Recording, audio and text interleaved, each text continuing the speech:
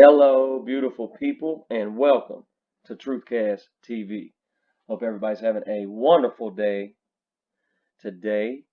I know where I'm at. It's a beautiful sunny day, a little windy and a little chilly, which is very weird for where I live at because in my 38, well, I've only lived in North Carolina for about 22 years now, 23, something like that. I've never seen it 55 degrees in the middle of May. I've never seen it 30 degrees at night in the middle of May, almost in the middle of May. But maybe that's just me. Maybe it really has gotten that cold before, and maybe I just didn't know it or something. But it's usually definitely not this cold in the middle of May where I live at. Usually it's about an 85-degree day today, if not at least 75 or 80. But I think it's 55, 56 degrees outside right now. So yeah, weather's been definitely off lately, past month or so. But anyway, I digress. Today I want to touch on a few things with y'all. So if you've got a little bit of time, sit down and join me. Let's talk about the fear mongering that the media has been doing and that the powers that be keep on doing, and the pressures that they keep putting on everybody about needing a vaccine to stop this pandemic. And that's the only way we're going to be able to stop this pandemic is if Bill Gates and all of his little buddies can create billions of vaccines that was rushed to be tested, that probably didn't even get tested, just said that they was, and then pushed out there to billions and billions of people who have no idea what it may do to them months, if not years, down the road. Of course, we got to have vaccines for billions of people before we can stop this, right? Unprecedented collaborations involving the biotech industry and government agencies are urgently needed to develop and produce the billions of doses of vaccines that will be needed to stop the coronavirus pandemic. Four public health pioneers declare. Just four? What's wrong? You couldn't pay the rest off to say the same thing? I mean, is that the best y'all could do today? Just four? Anyway, did you see what they did there? Let's go back and read that again. Unprecedented collaborations involving the biotech industry and government agencies are urgently needed to develop and produce billions. Yes, ladies and gentlemen, billions. They're going to need a lot. So they need billions of doses needed to stop the coronavirus pandemic. See how they done that? So they're already telling us what's going to be. They're already telling us what they're going to do. I mean, before I was woke, I didn't see any of this either. But they're already telling us that they're going to make this a mandatory vaccine in 12 to 16 months from now. I think it'll be out a lot sooner than that, but they're already telling us what they're going to do. The vaccine that will be needed, it will be needed to stop the coronavirus pandemic. They're already telling us what they're going to do, y'all. Now, like I said, though, I'm not a fear-mongering channel. I just like to provide the facts, give my opinion about it, and then let y'all decide what's going on. But anyway, let me continue. The experts behind the call to action published today by the journal Science include Larry Corey, a past president and director of Seattle's Fred Hutchinson Cancer Research Center and a professor in its Vaccine and Infectious Disease Division. Corey's co-authors are none other than, I guess everybody knows who he is by now, and what he's about, and his background and his resume. But I digress. That's another video. Director of the National Institute of Allergy and Infectious Diseases, Anthony Fauci; John Mascola, Director of NIH's Vaccine Research Center; and Francis Collins, Director of the National Institutes of Health.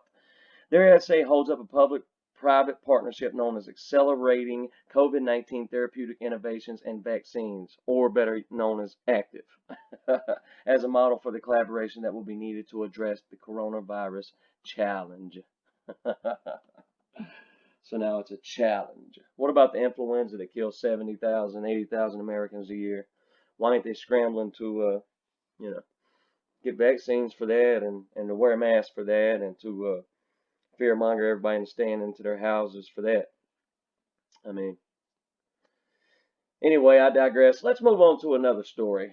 So, what I wanted to touch on and get to the point too about this story is just more fear mongering and just more BS by the powers that be.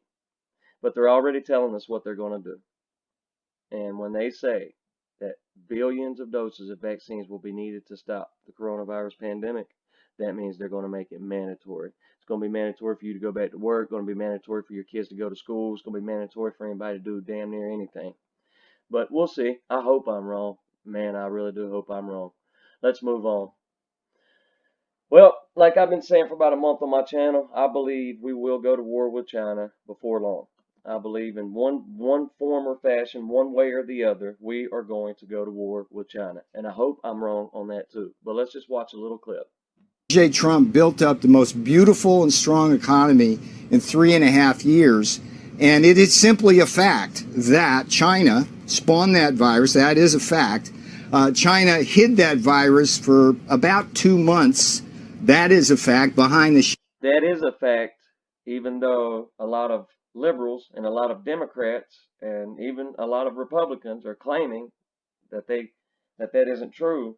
That is a fact. Just saying. Shield of the World Health Organization. Now, here's the thing, Joe. While they did that, flights out of Wuhan couldn't go to Beijing or Shanghai, but they sure as heck could go to Milan and New York, and hundreds of thousands of Chinese super spreaders seeded the entire world with what would become a pandemic. And now, this is also a fact because, Joe, it's based on China's own customs data, right out of their website. They went from a net exporter of PPE to a net importer. They bought over 2 billion masks, gloves, goggles, you name it, scooped it up. Imagine that, right? From all over the world. What's my point here?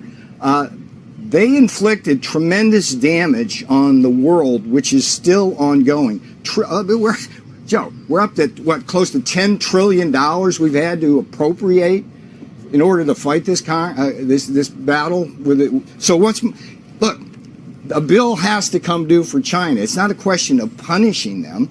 It's a question of holding China account, the Chinese Communist Party account, for what it did, not just to the American people, the American workers, American children, American senior citizens, but also to the rest of the world. How do we do that without hurting our suspect? And you are getting so good at this. I'm wondering, when you go back to Irvine and a student asks you a question, are you going to actually answer their question, or do you have a way of never answering even? Right, now, you got to answer your students' question. You know what annoys me? I woke up this morning, I put on Squawk Box, and the first person you put on is Eunice at the damn Disney World in Shanghai, and I come from Orange County.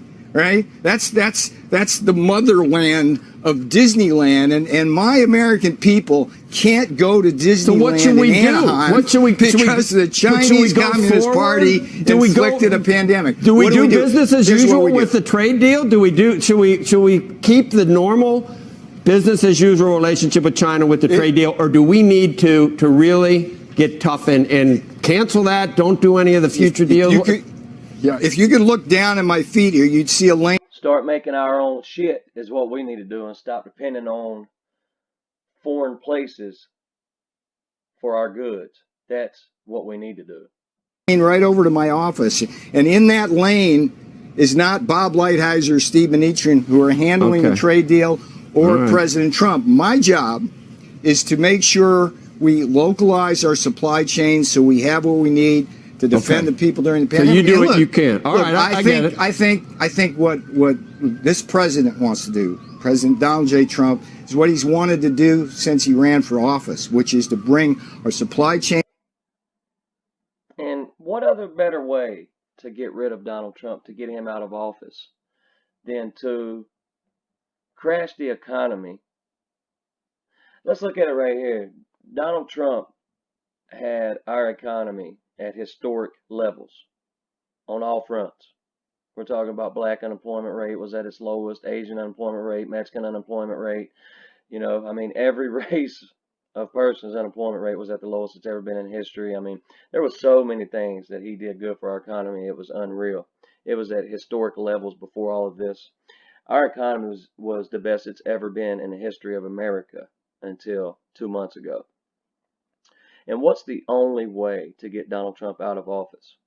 Well, it would be to crash the economy, cost millions and millions of Americans their jobs, cost thousands and thousands of small businesses their livelihoods, their businesses, their employees, everything they've ever worked hard for their whole life, and to get people so scared they don't even want to come out of their house to even vote. So now we'll have to do that online and have some kind of fraudulent online voting.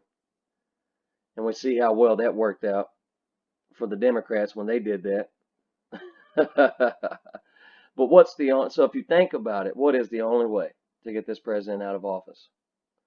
Well, it's to crash everything that he's worked hard for the past 3.5 years.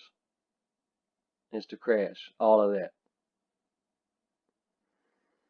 within a very short period of time and get a lot of the American people to turn on them because they're out of a job, their businesses are shut down, and they'll be like, why can't Donald Trump do nothing?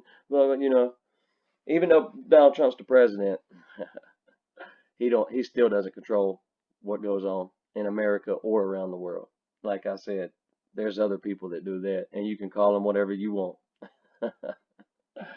But anyway, I do believe we will be going to war with China before long. Anyway, let me move on to the last story I want to touch on. Look at the bill. Look at this bill they passed. HR 6666. That's odd numbering. COVID-19 testing, reaching, and contacting everyone. Trace Act. Committees, House Energy and Commerce. Latest action, House 0501. It was passed 0501-2020. Referred to the House Committee on Energy and Commerce. Let's see. Short titles. Let's go ahead and take a look. COVID-19 testing, reaching, and contacting everyone. Trace Act. Wow. To authorize the Secretary of Health and Human Services to award grants to eligible entities to conduct diagnostic testing for COVID-19 and related activities such as contact tracing through mobile health units and as necessary at individuals' residence and for other purposes.